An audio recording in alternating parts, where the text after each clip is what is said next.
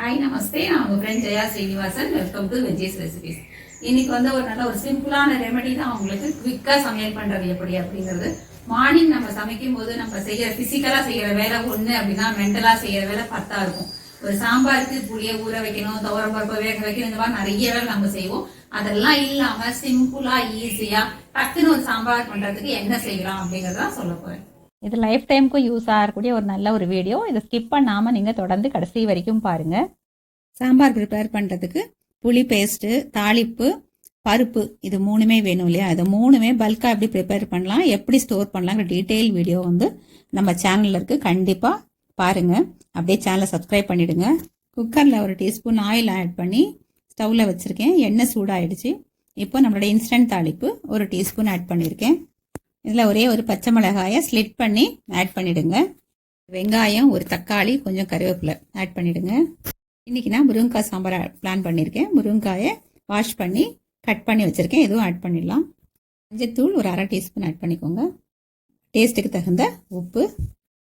ஒரு தடவை நல்லா எல்லாத்தையும் மிக்ஸ் பண்ணி கொடுத்துருங்க. இப்போ நம்மளோட இன்ஸ்டன்ட் புளி பேஸ்ட்டை 2 டீஸ்பூன் எடுத்து ஆட் பண்ணிவிடுங்க. இந்த அளவு சாம்பாருக்கு 2 டீஸ்பூன் கரெக்டாக இருக்கும். ஒரு 200 ml தண்ணி ஆட் பண்ணிவிடுங்க. இப்போ அதோட நல்லா மிக்ஸ் பண்ணி கொடுத்துருங்க. அந்த தண்ணியும் நம்ம போட்ட புளியும் ஒன்றா கரைஞ்சிரும். வெந்த பருப்பு நம்ம ஸ்டோர் பண்ணி வச்சுருக்கோம் இல்லையா, அதை வந்து இப்போ இந்த சாம்பாருக்கு தேவையான அளவுக்கு ஆட் பண்ணிவிடுங்க. இது வந்து ஹோம்மேட் சாம்பார் பவுடர். நான் 2 டீஸ்பூன் இந்த சாம்பாருக்கு சேர்க்குறேன். நீங்கள் எப்போ யூஸ் பண்ணுற சாம்பார் பவுடர் உங்களுக்கு என்ன அளவு சேர்த்துக்கணுமோ நீங்கள் சேர்த்துக்கலாம். அவ்வளோதான். குக்கரை மூடி 2 விசில் வரட்டும். ஸ்டீம் ரிலீஸ் ஆனதுக்கப்புறம் குக்கர் ஓப்பன் பண்ணி நம்ம பார்க்கலாம். 2 விசில் வந்தாச்சு. ப்ரெஷர் ரிலீஸ் ஆகிற வரைக்கும் நம்ம வெயிட் பண்ணுவோம். குக்கர் ப்ரெஷர் ரிலீஸ் ஆயாச்சு. இப்போ குக்கர் ஓப்பன் பண்ணி பார்த்துடலாம். ரொம்ப குவிக்காக ஈஸியாக நல்லா மணக்க சாம்பார் ரெடி ஆகிடுச்சு பாருங்கள். கொஞ்சமாக கொத்தமல்லி ஆட் பண்ணிடலாம். கொத்தமல்லி ஆட் பண்ணதுனால நல்லா சாம்பார் வாசனையாக இருக்கும். நல்லா ஒரு தடவை மிக்ஸ் பண்ணி கொடுத்துருங்க.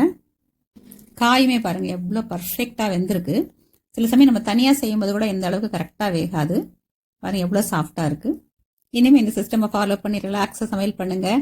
Happy cooking. இன்ஸ்டன்ட் புளி பேஸ்ட், இன்ஸ்டன்ட் பருப்பு, தாளிப்போட லிங்க் டிஸ்கிரிப்ஷனில் இருக்குது, செக் பண்ணிக்கோங்க. இந்த மெத்தட் யூஸ் பண்ணி தான் நான் ரொம்ப டைமாக ரொம்ப ரிலாக்ஸாக சமையல் பண்ணிட்டு இருக்கேன். ஸோ எனக்கு என்ன கிடைக்குதோ அதே விஷயத்தை நான் உங்களுக்கு ஷேர் பண்ணியிருக்கேன். கண்டிப்பாக இதை நீங்கள் ஃபாலோ பண்ணுங்க. ரொம்ப ரிலாக்ஸாக இருக்கும் நம்ம செய்கிற வேலை. இந்த விஷயம் பிடிச்சிருந்தது அப்படின்னு சொன்னால் கண்டிப்பாக லைக் பண்ணுங்க, சேனலை சப்ஸ்கிரைப் பண்ணுங்க, பெல் ஐகானை கிளிக் பண்ணுங்க. நம்ம டெய்லி வந்து இப்படி மீட் பண்ணி பேசிக்கிட்டே இருக்கலாம். தேங்க்ஸ் ஃபார் வாட்சிங்.